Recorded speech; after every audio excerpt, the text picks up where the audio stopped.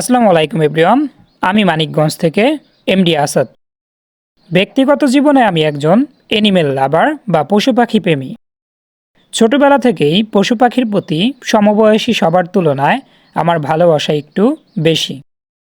সেজন্যই ব্যক্তিগত জীবনেও আমি কিন্তু অ্যানিমেলকেই বা অ্যানিমেলের বিজনেসটাকেই বেছে নিয়েছি।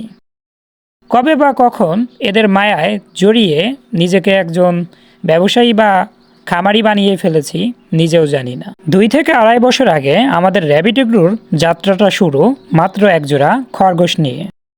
সেখান থেকে আলহামদুলিল্লাহ আজকের র্যাবিট এগ্রোর অবস্থানটা। কেবল পশু পাখির প্রতি ভালোবাসার কারণে হয়তোবা আমি আজকে এখানে আসতে পেরেছি।